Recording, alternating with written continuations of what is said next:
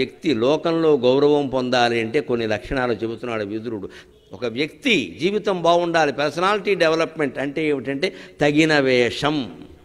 ఒక యువకుడు యువకుని వేషంలో ఉండొచ్చు, తప్పు లేదు. మాకు మళ్ళీ ఇంతంత పంచెలు కట్టుకోమని అనం, కానీ ఒళ్ళంతా పట్టేసి జీన్స్ ఎందుకండి పని లేక? అసలే వేడి ఎక్కువైన దేశం ఇది. దీంట్లో ఎప్పుడు ఒంటికి పట్టేసే దుస్తులు వేసుకోకూడదు. ఈ మాట అంటే దోషము అంటే చచ్చే వరకు ఇదే మాట అంట, ఏమైనా చేసుకోండి, ఇది మంచిదండి. దేశం మారవలసిందే. సత్యానికి సమాజం తల వంచాలి తప్ప సమాజానికి సత్యం తల వంచదు. మన వేషధారణ సహా అన్నీ మారే వరకు దేశంలో మార్పులు రావు, బాగుపడం. తగిన వేషం అంటే ఏమిటి?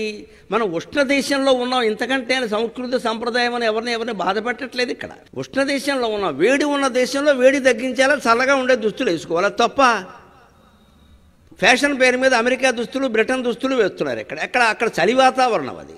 అందుకని చెబుతున్నా, మొహమాటం లేకుండా సందర్భం వచ్చింది. తగిన వేషం నీ వయస్సుకి, నీ పాండిత్యానికి, నీ డిగ్రీకి, అలాగే నీ సంసార స్థితికి. పెళ్ళయింది, వేషం మారాలి, గంభీరంగా ఉండాలి. ఇక ఇంకూరికే ఎవరికి ఊరికే సైకిల్ చేయాల్సిన పని ఏం లేదు. ఇక్కడ అయిందిగా, చేశాంగా, సైకిల్ అయినా. ఇక్కడ చూడగానే గౌరవించాలంటే వేషమే ముందు, జ్ఞానవాలని తర్వాత. తనుదాను పొగడుకొనమి. అత్యవసరమైన సందర్భం వచ్చి మన గురించి మనమే ఏదైనా చెప్పాలంటే ఈవేళ వాట్సాప్లు ఉన్నాయి, ఫేస్బుక్లు ఉన్నాయి, బయోడాటా పెడతాం. అంతకుమించి మనం ఊరికే పొగుడుకోవలసిన అవసరం. మనం చేసిన దాన ధర్మాలు మనం చెప్పుకుంటున్నామంటే అవన్నీ పోతాయి, ఆ ఫలితాలన్నీ పోయాయి, పుణ్యాలన్నీ పోయాయి. మనం పాపం చెప్పం కదా, పాపాలన్నీ మిగిలాయి, మనకు ఒక జన్మ ఖాయం. కానీ వేదికల మీద వీలైనంత మందికి మనం దాన ధర్మాలు చేసిన తర్వాత దాన్ని వాట్సాప్లో పెట్టి ప్రచారం. నీ దాన ధర్మాలు వాట్సాప్లో ఎందుకు పెడుతున్నావయ్యా? స్వార్థం కాకపోతే చేసింది ఊరుకోరాదా? పైగా దీనికి ఒక పెద్ద వ్యాఖ్యానం ఏమిటంటే, ఇంకా కొంతమంది ఇన్స్పైర్ అయ్యి ఇంగ్లీషు మాట్లాడక నీ స్వార్థం ఇది. ఎవరు ఇన్స్పైర్ అవరు, అవడంతో నీకు సంబంధం లేదు. మన ప్రచారం కోసం చేస్తున్నాం దాన్ని. అంతకంటే ఆ మాట చెప్పడం ఇష్టం లేక బాగుండదు కాబట్టి ఇంకా 10 మంది చేస్తారు. నీకు ఆ గొడవంతా ఎందుకు? నువ్వు చేసి వెళ్ళిపోరదా అక్కడి నుంచి? తగిన వేషంబు తనుదాను పొగడకొని. అంతేగా నొచ్చియును కీడు వలకమే. మన ఎవరో ఏదో మాట్లాడారు, ప్రతిదానికి మనం తిరిగి మాట్లాడాల్సిన అవసరం లేదండి. చిన్న చిన్న మాటలు వదిలేయించండి. పైగా అజ్ఞానులు, పామరులు ఎన్నో అంటూ ఉంటారు, వాడికి ఏం తెలుసు?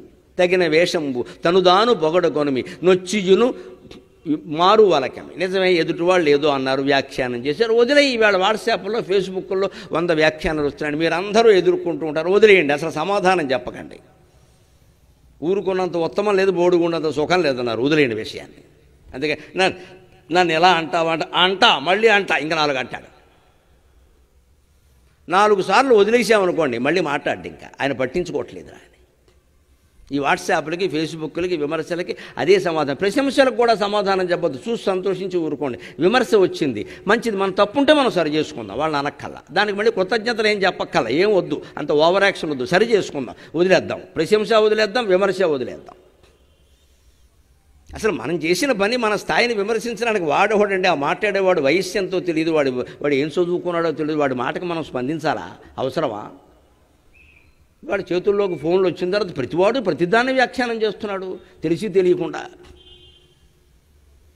అందుకని అన్నిటికీ స్పందించకపోవడమే సరైన సమాధానం. అందుకే విదురుడు చెబుతున్నాడు, నొచ్చియును కీడు వలకమి. ఇచ్చి వగవకునికి. ఇంకో స్వభావం ఉంటుంది మనలో కొంతమందికి. చేసేటప్పుడు దానం చేసేస్తారు వేదిక మీద. ఎందుకంటే వారు ఇచ్చారు, వీరు ఇచ్చారు, రెడ్డి గారు బ్రహ్మాండంగా ఎప్పుడు ఇస్తారంటే ఈయన పెళ్ళానికి చెప్పకుండా మొత్తం 1 లక్ష 2 లక్షలు ఇచ్చేస్తాడు. తర్వాత ఇంటికి వెళ్ళాక చిన్నపాట రేవు అవుతుంది మర్దన. అక్కడ పేరు చెప్పగానే ఓ పొంగిపోయామే, 2 లక్షలు ఇచ్చామే, నాకు ఇమ్మంటే ఇచ్చావా, అయిపోతుంది ఇక్కడ. అక్కడి నుంచి ఏదో ఇచ్చేసాం, మరి ఏదో ఇంక ఏడిపోద్ది. ఇంకా ఇదే ఇచ్చి వగవకునికి. ఇంకా అక్కడి నుంచి ఎవరికి ఏమనో, ఎందుకు ఇది ఎవరేమన్నారు నిన్ను అంత బాధపడుతూ ఇవ్వడం ఏంటి? ఎప్పుడు విరాళము, దానం, సందా అనేది హాయిగా స్వేచ్ఛగా స్వచ్ఛందంగా ఇవ్వాలి. బాధపడితే ఇవ్వడం మానేయడం మంచిది. ఆ సొమ్ము వాళ్ళకు కూడా కలిసి రాదు. ఇచ్చేసాం, అయిపోయింది. ఈ ఎకరం పొలం దానం ఇచ్చినా సరే అయిపోయింది, సంతకం పెట్టేసాం, ఇంకా మాట్లాడక వదిలేసి. ఇచ్చి వగవకునికి. ఇవి కనుక కాపాడు. తనుదాను తగిన వేషంబు తనుదాను పొగడకొనమి నొచ్చియును కీడు వలకమి. ఇచ్చి వగవకునికి తనకెంత నడవకయున్న పదము తప్పకుండుట నడవడి గొప్పు చేయు.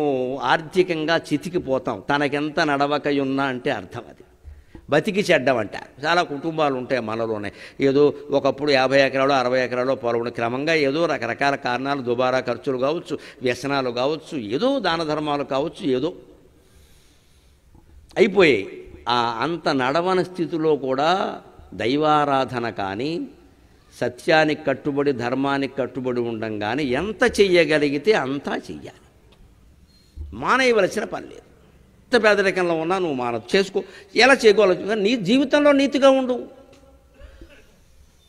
పదము నడవకయున్న పదము తప్పకుండుట. మార్గాన్ని విడిచిపెట్టదా? ఎందుకు విడిచిపెడుతున్నావు దాన్ని?